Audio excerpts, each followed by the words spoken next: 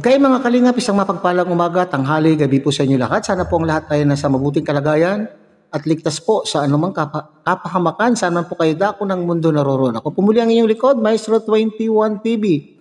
At sa ating video ngayong araw na ito mga kalingap ay pag-usapan po nga natin itong problema po tungkol po sa pamilya po nila Bombay, Bombay Sisters na sinasabi po ni Kuya Bal mga kalingap ay ang problema po sa pamilya ay ang padre di pamilya. Bakit ang padre di pamilya ang problema ng kanila pong pamilya? Sinasabi po natin mga kalingap, alam po natin na ang padre di pamilya supposedly ang promoprotekta sa kanya pong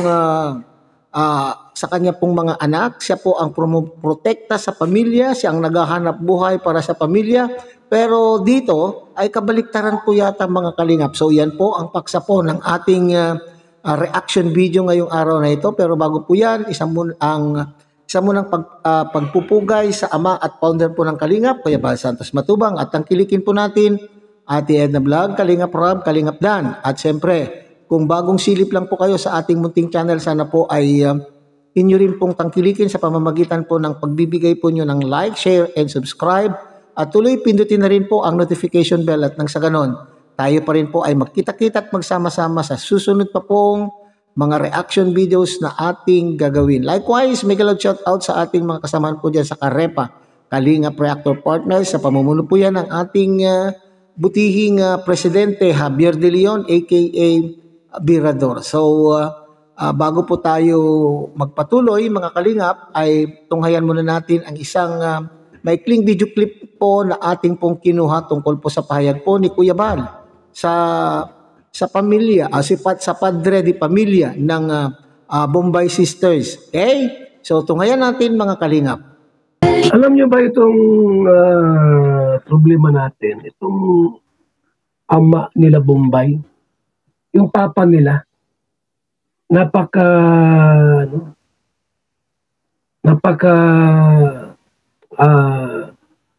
sutil, ika nga, sutil, asaway.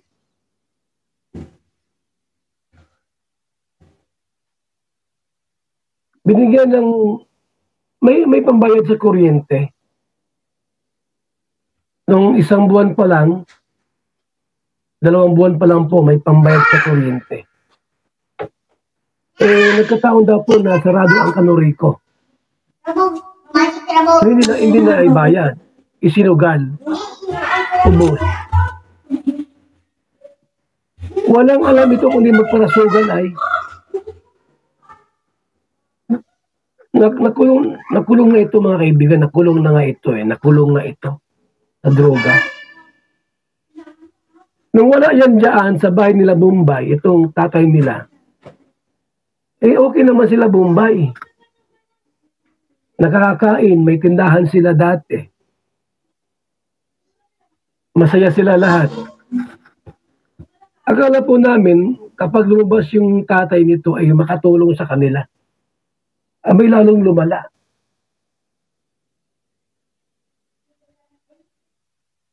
Yung bigas nga po, yung bigas na binibigay namin, na may nagkwento sa amin, binibenta. Bigas nila bigas nilang binibigay po namin. Binibenta. Nagkwento yung kapitbahay po nila. Kuya Bal, yung tatay nila Bombay, yung bigas na binibigay nyo, binibenta. Isipin mo po yan. Wala nang trabaho. Wala nang trabaho po. Hindi na po nakakatulong. Tapos maging ganyan pa siya. Pasaway po masyado. Pambira yan. Si Bombay po may sakit. Nakaipon si Bombay po ng pera. Siyempre, bigay-bigay, may nagbibigay. Inuutang pa ng ama. Yung pambiling gamot, wala na, naubos na. Hindi man naghahanap buhay, ayaw maghanap buhay, ayaw magtrabaho. Napakasutil at pasaway po talaga. Hindi ko alam kung anong gagawin ko dito mga kaibigan. Napunta kami doon, nabigay kami ng bigas, nabigay kami ng ulam. Lang ito po ay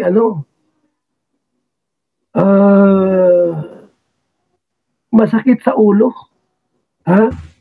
Masakit sa payo. Masakit sa ulo. Hindi ko alam kung bunga ito ng drugs noon nag-detect ito na dati kayo nakulong po yan dahil nga sa droga. Siya na nga ang ama ng bata. Dapat siya ang mag-guide.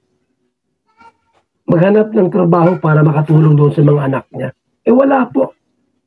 Ha? Wala pa. Pati yung bangbayad sa kuryente, ginagamit. Iwan ko. Mga kalinga. Mahirap pagsalita na Kaya minsan nakakawalang ganang tumulong pagka yung beneficiaries, ganyan. Ganyang klase yung beneficiaries. Sabi na makatulong, nakaperwisyo pa. Bibigyan mo ng bigas, ibibenta yung bigas. Okay, so yan na mga kalingap. Narinig po naman natin ang pahayag po ni Kuya Bal. Naku po, sa halip na ang ama po ng tahanan ang mamomroblema, ang nag-iisip ng paraan kung papaano mabuhay ang buong pamilya, bakit itong si Kuya Bal pa po ang namumroblema? Si Kuya Bal pa po ang sumasakit po ng ulo dahil po sa kaiisip kung ano po yung problema po ng pamilya. Siguro sa aking palagay mga kalingap sa aking palagay ay kinakailangan ay ihiwalay. Kung noong araw, nabuhay po naman po ang magkakapatid. Sabi yan po yung sinasabi po ni Kuya Bal.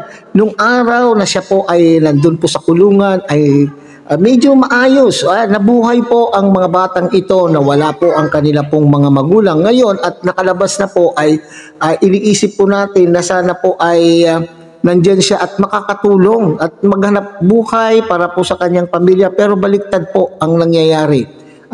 Hindi kaya namihasa, okay? Ito na naman po tayo mga kalingap, napaka-irresponsabling ama. Hindi kaya iniisip po ng ama, kaya po hindi siya nagpupursiging maghanap ng ikabubuhay ng kanyang pamilya, ay talagang iniisip po niya na nandyan naman po yung team kalingap na handang tumulong.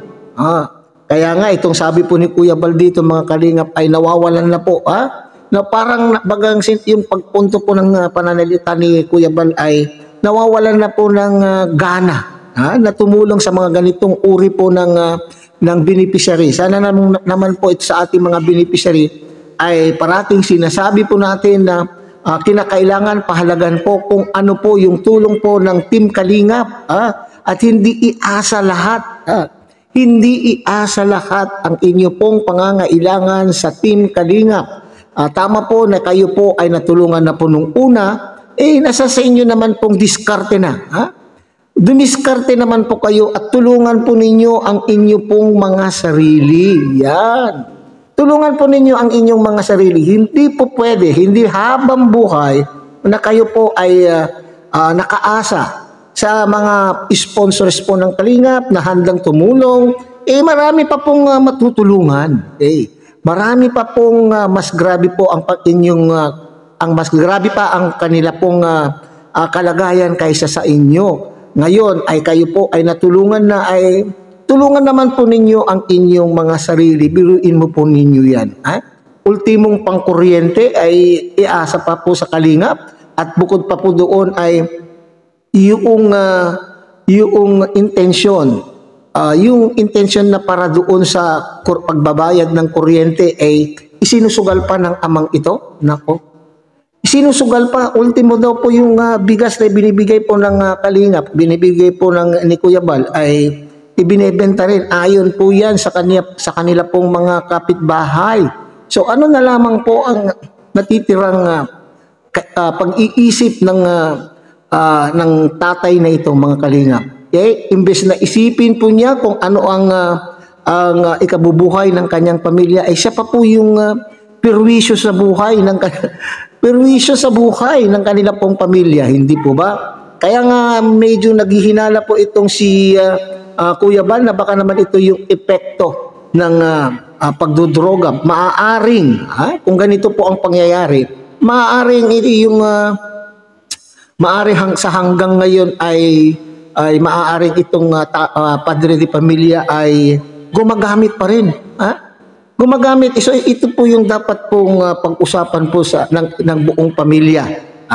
Pag-usapan, itong mga anak dapat po ay kausapin ng masinsinan po ang kanila pong ama. Masinsinan at sila po ay mag-usap po sa barangay na kinakailangan kung hindi siya gumawa ng pamamaraan na siya po ay maghanap buhay at siya po ay nakakapirwisyo lamang po sa mga magkakapatid, ay kinakailangan siya po ay humiwalay. Wala naman po siyang naibibigay po sa pamilya. So humiwalay na lamang po para sa ganon ay yung kanyang mga magkakapatid ay yung mga sarili na lamang po nila ang kanila pong iisipin. Kasi kung nandyan pa po yung kanila pong ama, dagdag pa po yan na bunganga, o dagdag pa yan na perwisyo, o dagdag pa yan sa alalahanin ng kanya pong mga anak, imbes na itong si ama ang mag-iisip. Okay? Hindi po ba?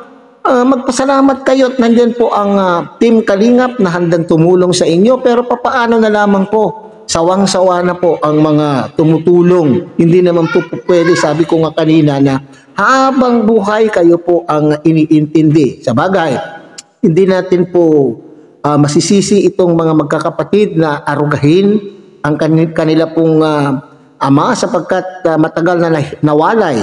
Matagal po na nawalay, sabik po sila sa pagkalinga ng magulang dahil wala na silang nanay, at ito naman tatay ay matagal pong nawala dahil nakulong. Siguro ay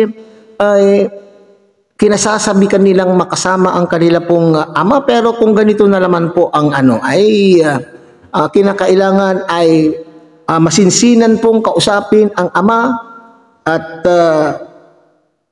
sabihin na sila po ay nahihirapan sa kanila pong sitwasyon, at kung hindi tumugon sa pangangailangan po ng pamilya ang padre de pamilya, so kinakailangan humiwalay na muna. Okay, humiwalay hanggang sa siya po ay matutong magbanat ng buto at matutong magpapahalaga sa kanya pong pamilya na naghihintay po sa kanyang pag-aaruga sa pamamagitan po ng pagbibigay ng kanila pong pangangailangan.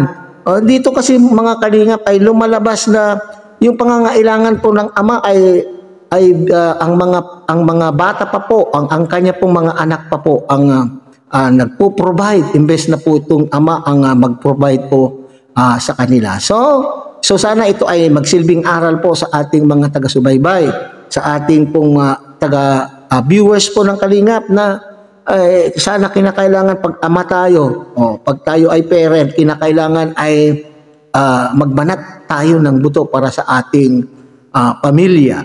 Si Kuya Bal nga namang problema, hindi na po niya alam kung ano ang gagawin po niya sa ama na ito. Okay? So, hindi naman po mabitaw-bitawan po ng Team Kalingap sapagkat alam po naman natin na noon pa man ay nandyan na po si Kuya Bal na nagsilbing mga magulang ng mga batang ito sapagkat nung panahon na yon ay wala pa po yung ama ng tahanan. So, nandyan na po yung ama ng tahanan. So, kinakailangan bigyan din po siguro ng leksyon na huwag na munang magbigay po ng sobra-sobrang ayuda. Kagaya po yung pera na pambayad po ng kuryente, kung ibinigay man yan ng Kalingap, siguro hindi na pera po ang ibibigay. Kung ganyan po na mayroong bill ng kuryente, there must be somebody from Kalingap na siyang magbayad na po direkta doon sa pagbabayaran po ng kuryente. At yung bigas naman po siguro ay utay-utayin. Utay-utayin po ang pagbibigay po ng ayudang bigas at nang sa ganon ay hindi na ibebenta po ng ama ng tahanan. Okay? So hanggang dito na lamang po tayo mga Kalingap. Muli, tangkilikin po natin Kuya Bal Santos Matubang, Ate Edna Vlog, Kalingap Rab at Kalingap Dan. At muli, pinapakiusapan po kayo ng inyo pong lingkod na sana po ay inyo rin pong tangkilikin ang munting channel ito sa pamamagitan po ng pagbibigay nyo ng like, share, and subscribe, at tuloy pindutin na rin po ang notification bell at nang sa ganon, tayo pa rin po ay magkita-kita at magsama-sama sa susunod pa pong mga reaction videos na ating gagawin. Muli isang mapagpalang umaga, tanghali, gabi po sa inyong lahat. Mabuhay po kayo at God bless everyone.